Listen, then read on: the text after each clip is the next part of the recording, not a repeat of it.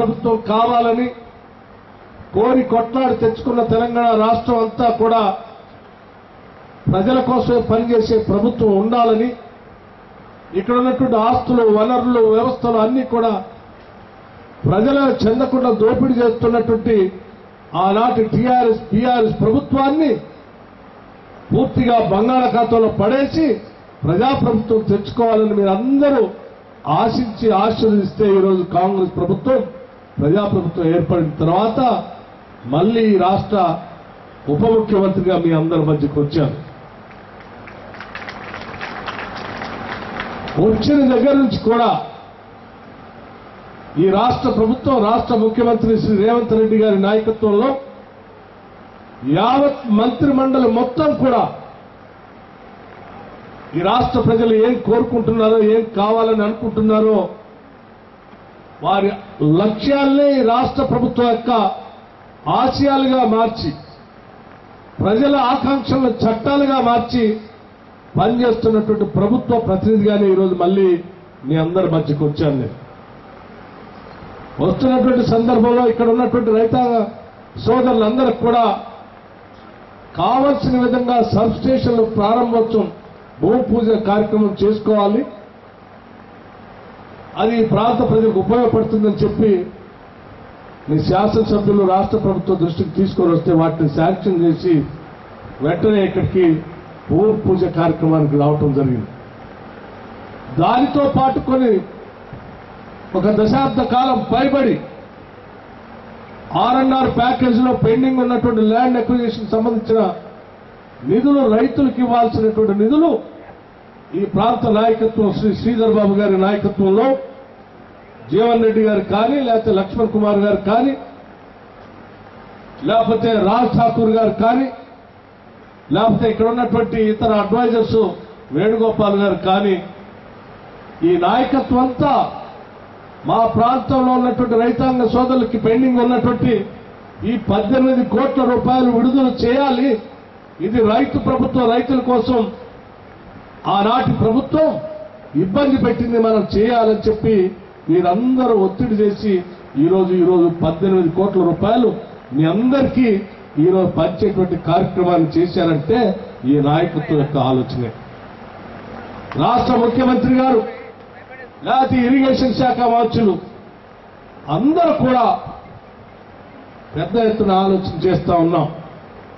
ఈ రాష్ట్రానికి ప్రాజెక్టులు కట్టడం ఒకటే కాదు, ప్రాజెక్టులు కట్టేటప్పుడు 10 మందికి పనికొచ్చే నీళ్లను అందించడం కోసం కాలువలు తవ్వటానికో, ప్రాజెక్టులు కట్టడానికో, రిజర్వాయర్లు చేయటం కోసం ఒక పెద్ద నోబుల్ కాజ్తో ఒక పవిత్రమైనటువంటి కార్యక్రమానికి అనేక దశాబ్దాలుగా భూమితో వారి విడదీయైనటువంటి సంబంధం ఉన్నప్పటికి కూడా ప్రజల కోసం, పవిత్ర కార్యక్రమం కోసం భూములు ఇస్తున్నారు కాబట్టి వాళ్ళని త్యాగమూర్తులుగా మనం గౌరవించాలి, గుర్తించాలి.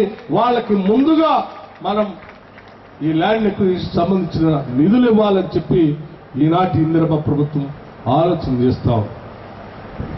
అందుకోసమే ఈరోజు పెద్ద ఎత్తున రాష్ట్ర వ్యాప్తంగా ప్రాజెక్టులు ఎక్కడెక్కడైతే చేపడుతున్నామో ఆ పరిసర ప్రాంతాల్లో భూములు ఇచ్చినటువంటి ప్రజలందరికీ సంబంధించిన ల్యాండ్ అక్విజిషన్ నిధులకి అత్యంత ప్రాధాన్యత ఇచ్చి వారికి నిధులు విడుదల చేసేటువంటి కార్యక్రమంలో ఈరోజు ఇందిరమ్మ రాజ్యం ఉందని చెప్పడానికి ఇది ఉదాహరణగా నేను మీ అందరి దృష్టికి తీసుకొని వస్తా ఉన్నాను.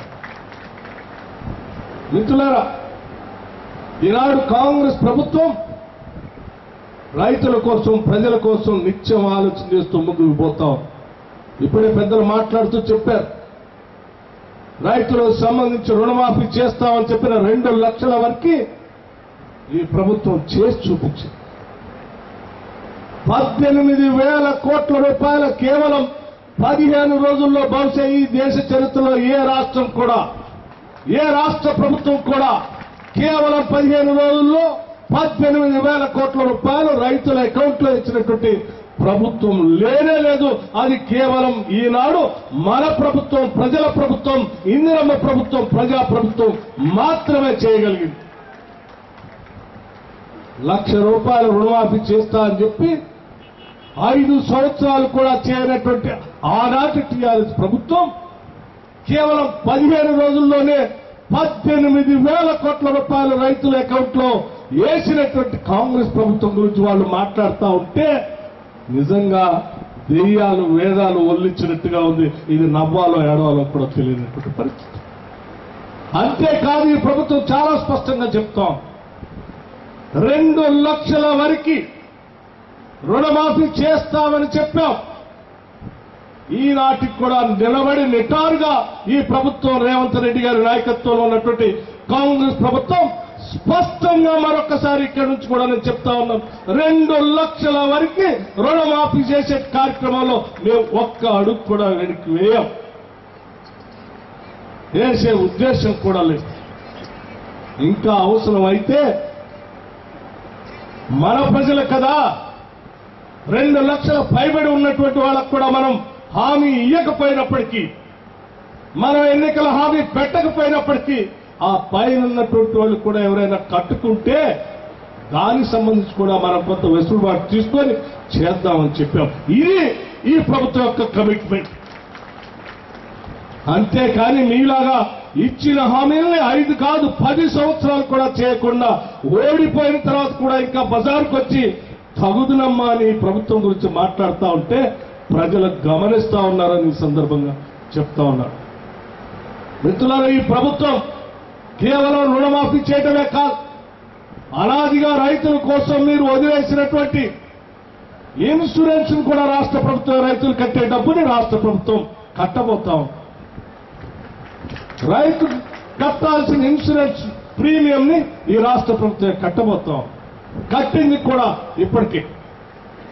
అట్లాగే పంటకు సంబంధించినటువంటి ఇన్సూరెన్స్ కూడా ఈ రాష్ట్ర ప్రభుత్వమే రైతుల పక్షాన కట్టబోతుందని కూడా చాలా స్పష్టంగా చెప్పుతున్నాం. మీలాగా రైతులకు గాలికి వదిలేయం మేము. పొరపాట్ల ఏదైనా ప్రకృతి వైపరీత్యాలు జరిగితే వాళ్ళని ఆదుకోవటం కోసం ముందు జాగ్రత్తగానే మేము ఇన్సూరెన్స్ కట్టి రైతులను కాపాడుకోవాలా, కంటికి రెప్పలా చూసుకోవాలని ఆలోచనతో ముందుకు పోతున్నటువంటి ప్రభుత్వం ఈనాడు పాలన చేస్తుంది. ఇది ప్రజల ప్రభుత్వం అని చెప్పి నేను చాలా స్పష్టంగా చెప్తున్నా. అంతేకాదు, కాంగ్రెస్ ప్రభుత్వం వస్తే కరెంటు పోతుంది, కాంగ్రెస్ ప్రభుత్వం వస్తే రైతులకు కరెంటు ఉండదు, కాంగ్రెస్ ప్రభుత్వం వస్తే పంపు సెట్లు నడవని చెప్తా వచ్చి ప్రచారం చేసినటువంటి ఈ టీఆర్ఎస్ ప్రభుత్వానికి చెంపదెబ్బ కొట్టేటట్టుగా మనం అధికారంలోకి వచ్చినట్టు నుంచి ఈనాటి వరకు కూడా కరెంటు క్వాలిటీ కరెంట్ ఇస్తూ రైతులకు ఎక్కడ కూడా ఇబ్బంది లేకుండా చేసుకుంటూ పోతా ఉన్నాం, ఎంత ఇబ్బందులు ఉన్నప్పటికి కూడా. అంతేకాదు, భవిష్యత్తులో 2029-30 కల్లా కేవలం థర్మల్ పవరే కాకుండా గ్రీన్ పవర్, సోలార్ పవర్ కానీ, విండ్ పవర్ కానీ, హైడ్రో పవర్ కానీ, లేకపోతే పంప్ స్టోరేజ్ పవర్ కానీ, ఫ్లోటింగ్ సోలార్ పవర్ కానీ, వీటన్నిటి ద్వారా 2029-30 కల్లా దాదాపు 20,000 మెగావాట్ల పవర్ ని ఈ రాష్ట్రానికి అందించేటువంటి ప్రణాళికని ఈరోజు కాంగ్రెస్ ప్రభుత్వం రూపకల్పన చేసుకుంటూ ముందుకు పోతుంది. థర్మల్ పవర్ కాకుండా ఇది రాష్ట్ర ప్రభుత్వం పైన ఉన్నటువంటి చిత్తశుద్ధి, ఈ ప్రభుత్వానికి ఉన్న చిత్తశుద్ధికి నిదర్శనం చాలా చెప్తూ, ఉదాహరణగా పైలట్ ప్రాజెక్టుగా రాష్ట్ర వ్యాప్తంగా ఈరోజు రైతాంగ సోదరులందరికీ చెప్తా ఉన్నాను, యావత్ రాష్ట్ర మంత్రి మండలి తీసుకున్న నిర్ణయాన్ని విద్యుత్ శాఖ మంత్రిగా ఈరోజు ఇక్కడ నుంచి రాష్ట్ర ప్రజలకి నేను ప్రకటన చేస్తా ఉన్నాను. ఈ రాష్ట్రంలో దాదాపు 25 నుంచి 30 గ్రామాలు పైలట్ గ్రామాలుగా తీసుకోబోతా ఉన్నాం. ముందుగా ఆ గ్రామాల్లో శాచ్యురేషన్ మోడల్లో రాష్ట్ర ప్రభుత్వ ఖర్చుతో రైతాంగ సోదరులు పెట్టుకున్నటువంటి వ్యవసాయ పంపు సెట్లకి సోలార్ పంప్ సెట్లు పెట్టబోతా ఉన్నాం. రాష్ట్ర ప్రభుత్వ ఖర్చుతో, రైతులు ఖర్చు కాకుండా. దానికి ఉదాహరణగా నేను ఇప్పుడే మిత్రులు అడిగాను, మీ నియోజకవర్గంలో కూడా ఒక గ్రామం ఒక ఆదర్శ గ్రామంగా సోలార్ పంప్ సెట్ని పూర్తిగా శాచ్యురేషన్ మోడల్లో ఇక్కడ చేస్తామని చెప్తూ కేవలం రైతులకి పంటల ద్వారా వచ్చే ఆదాయం ఒక్కటే కాదు, పంటలతో పాటు పవర్తో కూడా సంవత్సరానికి ఇంత ఆదాయం వచ్చేటట్టుగా వాళ్ళ వ్యవసాయానికి వాడుకోవటమే కాదు, అక్కడ ఉత్పత్తి అయ్యేటువంటి కరెంటుని గ్రిడ్కి కనెక్ట్ చేసి ప్రభుత్వమే ఆ పవర్ ని కొనుగోలు చేస్తూ సంవత్సరానికి రైతుకి ఎంతో కొంత ఆదాయం పవర్ మీద వచ్చేటట్టుగా చేయాలనేటువంటి ఆలోచన ఈరోజు చేస్తూ ముందుకు పోతా ఉన్నాం. దాంట్లో తప్పనిసరిగా అలాగే ఈ నియోజకవర్గంలో మేడారం గ్రామానికి కావాలని అడుగుతా ఉన్నారు. నేను మేడారం గ్రామానికి ఇక్కడి నుంచే మాటిస్తా ఉన్నాను. పూర్తి స్థాయిలో ఆ గ్రామంలో ఉన్నటువంటి వ్యవసాయ పరిస్థితులు అన్నిటికి కూడా సోలార్ పవర్ ప్రాజెక్ట్ ని ఇంప్లిమెంట్ చేస్తామని చెప్పి, అది కూడా రాష్ట్ర ప్రభుత్వం ఖర్చుతో రైతుకు రూపాయి భారం లేకుండా చేసే కార్యక్రమాన్ని చేస్తామని చెప్పి మీ శాసనసభ్యుడికి మీ అందరికీ మాటిస్తా ఉన్నాం. అలాగే వాటితో పాటు కొన్ని గ్రామాల్లో కూడా ఈరోజు మేము 200 యూనిట్ల వరకు ఉచితంగా ఇస్తున్నాం. పెద్ద ఎత్తున జీరో బిల్లు ఇస్తామని చెప్పిన మాట ప్రకారం మార్చి 1వ తారీఖు నుంచి బిల్లు ఇస్తూ వచ్చాం. కొన్ని గ్రామాల్లో పైలట్ ప్రాజెక్టుగా ఆదర్శ గ్రామాలుగా ఎంపిక చేసుకొని రాష్ట్ర వ్యాప్తంగా కొన్ని గ్రామాలు శాచ్యురేషన్ మోడల్లో పూర్తి స్థాయిలో రాష్ట్ర ప్రభుత్వ నిధులతో ఇంటి వాళ్ళకి రూపాయి ఖర్చు లేకుండా సోలార్ ప్యానెల్స్ పెట్టి వాళ్ళకి కరెంటు వాడుకోవటమే కాకుండా ఆ ఇంటి నుంచి గ్రిడ్ కూడా కనెక్షన్ ఇచ్చి అదనంగా ఉత్పత్తి చేసేటువంటి పవర్ తో ఆ ఇంటికి ఆదాయం వచ్చేటట్టుగా కూడా చేయాలనేటువంటి ఆలోచన చేస్తా ఉన్నాం. ప్రతి దగ్గర కూడా ఎక్కడ ఒక రూపాయి ఆదాయం ఎట్లా వస్తుంది, వచ్చిన ఆదాయాన్ని గ్రామీణ ప్రాంత ప్రజలకు ఎట్లా అందించాలనేటువంటి ఆలోచనతో ఈ రాష్ట్ర ప్రభుత్వం ముందుకు పోతుందని చెప్పడానికి ఉదాహరణగానే నేను ఈ స్కీమ్స్ మీ ముందు ఈరోజు చెప్పాను. తప్పనిసరిగా ఈరోజు దేశవ్యాప్తంగా ఉన్నటువంటి రాష్ట్రాలన్నీ కూడా భవిష్యత్తులో తెలంగాణ మోడల్ పవర్ సిస్టమ్ ని చూడటానికి వచ్చేటట్టుగా ఈ ప్రాంతాన్ని అభివృద్ధి చేస్తామని కూడా ఈ సందర్భంగా మిత్రులందరికీ నేను మనవి చేస్తా ఉన్నాను. ఇప్పుడు పెద్దలు ఇందాక చెప్పినట్టు ఈ ప్రాంతంలో ఎప్పుడో పెట్టినటువంటి ఆనాటి థర్మల్ పవర్ ప్రాజెక్ట్ రామగుండంలో దాని వయసు అయిపోయి పని చేయడానికి కావాల్సిన మరమ్మతులు చేయక మూలన పడేస్తే ఈ ప్రాంత ప్రజల భావోద్రేకమైనటువంటి అనుబంధంతో ఉన్నటువంటి ఆ ప్రాజెక్టులోనే తిరిగి సూపర్ క్రిటికల్ టెక్నాలజీతో 800 మెగావాట్ల థర్మల్ పవర్ ప్రాజెక్టులు అక్కడ పెట్టాలని చెప్పి కాంగ్రెస్ ప్రభుత్వం నిర్ణయం చేసింది. ఈ నాయకత్వం అందరి సూచనల మేరకు త్వరలోనే తప్పనిసరిగా ఆ ప్రాంతానికి వచ్చి భూమి పూజ చేసి పెద్ద ఎత్తున ఆ 10,000 కోట్ల రూపాయలతో స్టార్ట్ అయ్యేటువంటి థర్మల్ పవర్ ప్రాజెక్టులు ఆ ప్రాంతంలో భూమి పూజ చేస్తామని కూడా మీ అందరికీ మనవి చేస్తా ఉన్నాను. మిత్రులారా, ఇది వ్యవసాయ రంగానికి సంబంధించిన సమస్యతో పాటు కొత్త ప్రాజెక్టులు కూడా కావాలని అడుగుతా ఉన్నారు. పత్తిపాక రిజర్వాయర్ సంబంధించి ఆనాడు నేను పాదయాత్ర సందర్భంగా ఈ ప్రాంతంలో నడుచుకుంటూ పోయినప్పుడు పాలకుర్తి లిఫ్ట్ ఇరిగేషన్ కానీ లేకపోతే పత్తిపాక రిజర్వాయర్ గురించి కానీ ఈ ప్రాంత ప్రజలు అడిగినప్పుడు తప్పనిసరిగా వచ్చేది ఇందిరమ్మ రాజ్యమే. వచ్చిన తర్వాత తప్పనిసరిగా వాటిని చేస్తామని చెప్పాం. చెప్పినట్టుగా మొన్న బడ్జెట్ లో పత్తిపాక రిజర్వాయర్ గురించి మెన్షన్ చేసి దాన్ని శాంక్షన్ కూడా చేశాం. త్వరలోనే దానికి సంబంధించిన సర్వే కూడా మొదలవుతుంది. సర్వే మొదలైన తర్వాత దాన్ని శాంక్షన్ చేసి పనులు కూడా మొదలు పెడతామని కూడా మీ అందరికీ సవినయంగా నేను మనవి చేస్తా ఉన్నాం. అట్లాగే పాలకుర్తి లిఫ్ట్ ఇరిగేషన్ సంబంధించి కూడా మిత్రుడు రాజ్ ఠాకూర్ గారు, ఇరిగేషన్ శాఖ మంత్రులు మన ఉత్తమ్ కుమార్ రెడ్డి గారికి ఇచ్చి ఆ ప్రపోజల్స్ అన్నింటినీ కూడా తెప్పించుకునే కార్యక్రమంలో త్వరలోనే అది కూడా శాంక్షన్ అవుతుందని నేను ఆశిస్తా ఉన్నాను.